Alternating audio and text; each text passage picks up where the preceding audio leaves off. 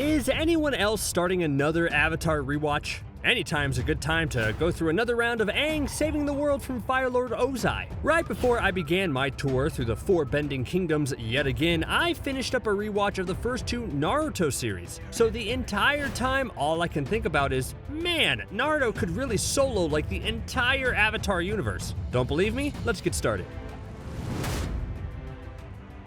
If we're going to stack Naruto up against the characters from Avatar, we simply have to put him against the latest Avatar. The Korra of legend went from a prodigy Avatar to one who would be lucky if she weren't the last Avatar to a proper hero Aang would be proud of. She fought against zealots, evil spirits, and one very accomplished conqueror, but what about a Hokage? There's no denying Korra's skill with all 4 elements and the Avatar state. She could hold her own against pretty much anyone from both series. That being said, Naruto possesses talents that she simply couldn't measure up against.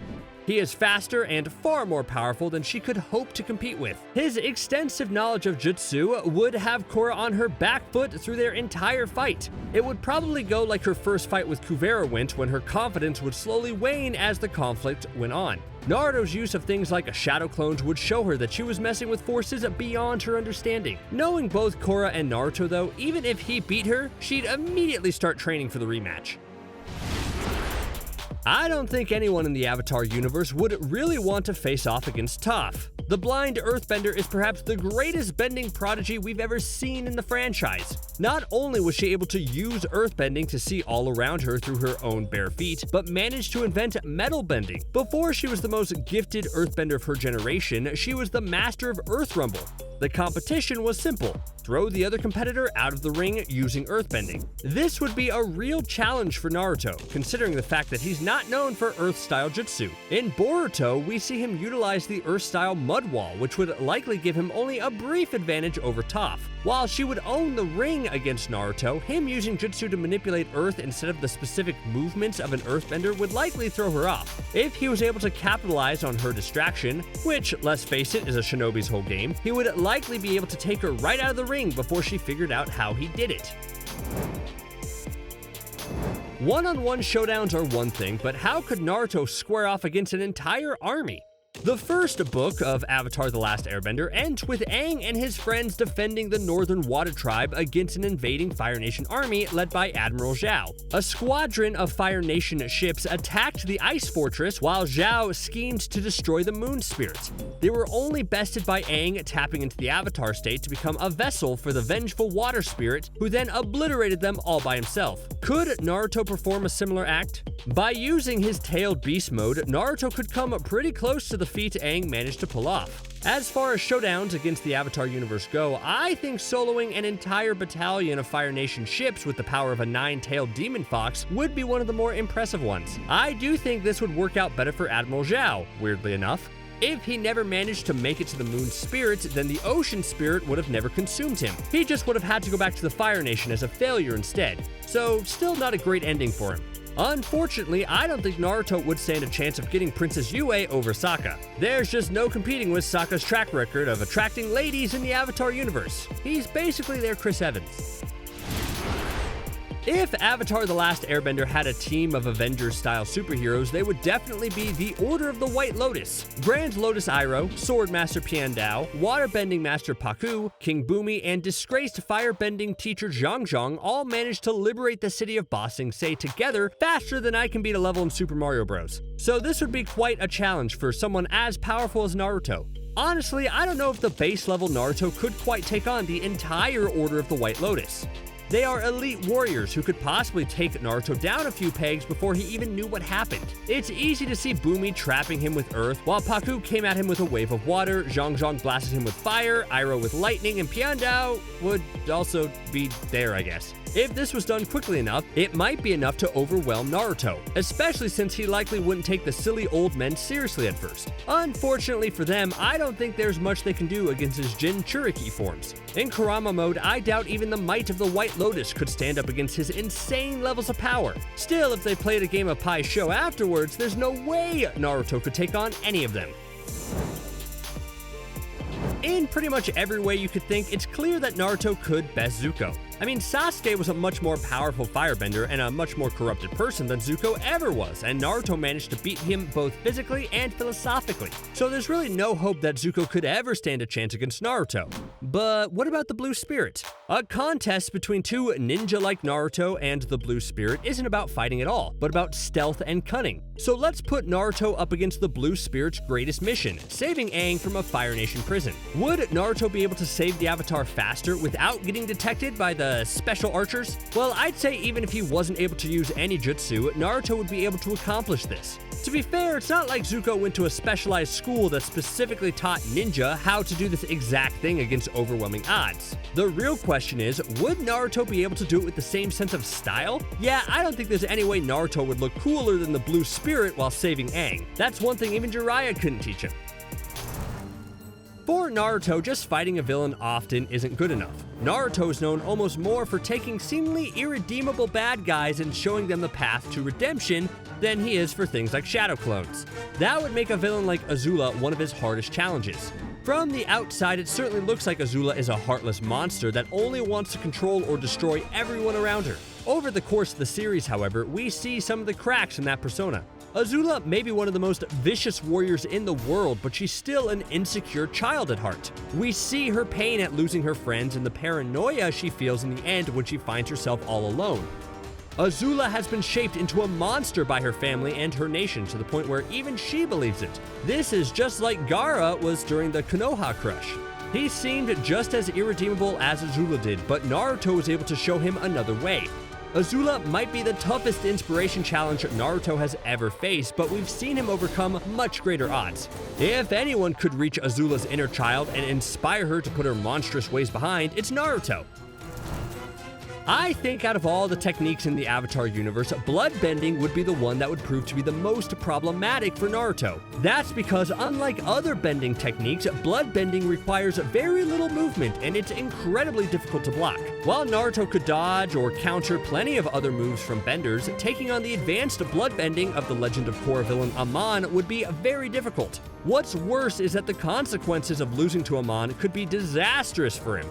Aside from his bloodbending, Amon was able to forcibly remove a person's bending. It's theoretically possible that Amon could remove Naruto's natural ability to use jutsu altogether. That being said, while bloodbending would initially make Naruto incapacitated, it would be a lot easier for him to get the best of Amon than anyone else he's gone up against. That's because all it would require Naruto to do would be to pull his hands together for one simple hand sign. He could quickly summon shadow clones to flank Amon and take him down before he has a chance to use his bloodbending again.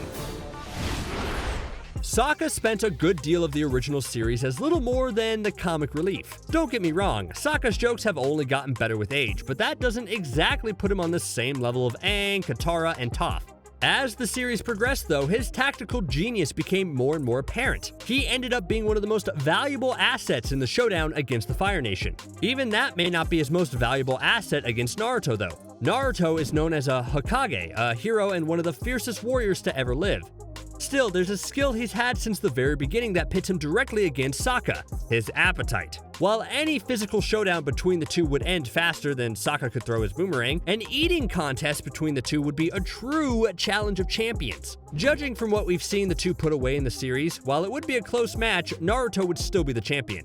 I've seen him eat enough ramen for like 35 people, so there's really no shame, Sokka. It's just lucky for Naruto that this isn't a rapping competition. I don't think he would stand a chance there. The Naruto universe isn't big on sports. I mean, when your high school exams are more intense than all of the Olympic events combined, there really isn't that much interest in sports for entertainment. In the Avatar universe, however, everyone loves a good bending competition. Without a doubt, the most popular one is pro bending from the Legend of Korra. Everyone's favorite team, the Fire Ferrets, are intense competitors at the top of their game. So could Naruto put together a team of Shinobi to form a pro bending team that would rival the Fire Ferrets? If he joined up with Sasuke and Gaara to serve as his team's firebender and earthbender to Naruto's airbender, I don't know if the Fire Ferrets would stand a chance. Not only do they have more powerful elemental techniques, but Shinobi are trained in more complex tactics than most pro bending teams. The only question is, what would their team name be? The Fox Demons would be my suggestion, but hey, I'm open to other ideas. There is one character from Avatar: The Last Airbender that I must admit I'm not sure if Naruto could take on. The most mysterious ever-present character who is everywhere and nowhere all at once. I doubt that there is any way possible that Naruto, even with all of his powers, could ever best the mighty Cabbage Man. I mean, do any shinobi in Naruto have any cabbage-related jutsu? Not a single one. Unfortunately, his poor cabbage cart wouldn't stand a chance. We never really got to learn much about the bounty hunter known as Combustion Man, or by his more formal title, Sparky Boom Man. He had the specialized firebending power to create powerful explosions with incredible speed. This technique, known as combustion bending, is one of the most impressive specialized bending techniques we've seen in the franchise. While many techniques in the Avatar universe would seem somewhat quaint to the godlike powers of the Naruto universe, combustion bending would prove to be quite the challenge. That's because the technique is quick and silent until you've been exploded into a million little pieces. So taking on Combustion Man is a matter of thinking on your feet quickly before he has a chance to blow you away. Luckily for Naruto, thinking quickly on one's feet is a shinobi's bread and butter. As long as Naruto could figure out what was happening before the explosion started, he would come out on top. The most likely thing I could see Naruto doing is a simple substitution jutsu. Combustion Man would think that Naruto was ashes only to find a shuriken thrown into his back from the real Naruto. Just like the Naruto franchise, the world of Avatar is full of spirits and supernatural creatures. The most powerful we've seen in Avatar so far is the spirit Vaatu, which was the reason why the Avatar cycle began in the first place, and why it very nearly ended forever. The spirit of chaos and darkness was at war with the spirit Rava, the spirit of peace and light. In Legend of Korra, Vaatu merged with Unalaq to become the Dark Avatar. The only way Korra was able to defeat this being was by using spirit bending. Unfortunately for Vaatu, Naruto has a leg up in this particular fight. I don't think it's much of a stretch to say that Naruto's ability to tap into Kurama's chakra would be an equivalent to Korra's spirit bending. While Vaatu is a terrifying evil spirit, the fully mastered tailed beast mode would likely show Vaatu what a truly monstrous spirit really is. One look at Kurama would make Vaatu yearn for the days when he was trapped in the Tree of Time. I think in another world, Kuvira would have made an excellent shinobi. The metal-bending prodigy is known for her speed, tactical brilliance, and flawless technique. If she were in the Naruto universe, her abilities to manipulate metal would likely be multiplied 100-fold, making her on par with others like Gaara with the speed of Rock Lee. In the final season of Legend of Korra, Kuvira very nearly started her own empire, even with the Avatar standing against her. That's no small feat. So it would likely be quite the showdown to see Naruto take on the quick-footed Kuvira in a showdown that would require a much larger animation budget. There would be a lot of challenge in the early moments of this fight, since Kuvira could turn Naruto's shuriken against him without even a second thought. Not only that, but all the metal on his person would open him up to Kuvira's metal bending. Once again, Naruto's unorthodox powers would give him the upper hand, but that's only if she didn't take him out with one of his own shuriken before he knew what was happening. What I would really like to see is how exactly Naruto would take on those giant robots Kuvira was so fond of. I've seen Naruto fight a lot of things, but so far he has yet to square off against even one giant robot, despite how many letters I've written to them on the subject. Long before Thanos was the sneakiest main villain to show his face in the Marvel Cinematic Universe, Firelord Ozai was the mysterious villain who took years to reveal why everyone was so afraid of him. Then, once Ozai declared himself to be the Phoenix King, he utilized Sozin's Comet in an attempt to wipe out the entire Earth Kingdom in a rain of fire. So yeah, I would say he was more than worth the hype. So that leads us to the big question. Could Naruto not only take out a Sozin's Comet enhanced Ozai, but also his entire army that wanted to wipe out all of the Earth Kingdom? Well, it is in Naruto's wheelhouse to stop the whims of megalomaniacs. Honestly, I think this would put Naruto through his paces. Fighting off Ozai would be a pain, while certainly not impossible, but taking on the Phoenix King while also trying to prevent his armies from laying waste to a continent would be no small task. Luckily for Naruto, he can easily be in two places at once. It would take a ton of shadow clones while the main Naruto took on Ozai, but I do think the ninja would get the job done, though I do think some of the Earth Kingdom would get singed during the confrontation. I think we can safely assume that Naruto could school Aang in a fight. Avatar Aang is perhaps the most powerful fighter that we've seen in the Avatar universe. His quick mastery of the elements, his proficiency over the Avatar state, and his creativity in combat make him the most formidable foe anyone in the Avatar universe could face. That being said, power levels in the Naruto universe are clearly much higher than those in Avatar's, and Naruto is overpowered even by his universe's standards. That being said, there's one area in which I think the two are almost evenly matched. Which one is the greater hero of their world? Aang was able to defeat Firelord Ozai, make peace with the remaining nations, and build a much brighter future that we see in Legend of Korra. That is a tall order for any hero in any franchise to stand up against. I'm pretty sure Naruto more than holds his own. Defeating a Firelord, Phoenix King, is one thing, but Naruto basically took down a god. Kaguya meant to enslave the entire world in a plot thousands of years in the making, only for Naruto to ruin it with all of his heroics. While Boruto is still writing out Naruto's legacy, I'd say it's safe to assume the world will be just as changed, if not more so. In the end, I believe Naruto to be the greater hero by the same margin as two Olympic-level sprinters with less than half a second between them and the finish line.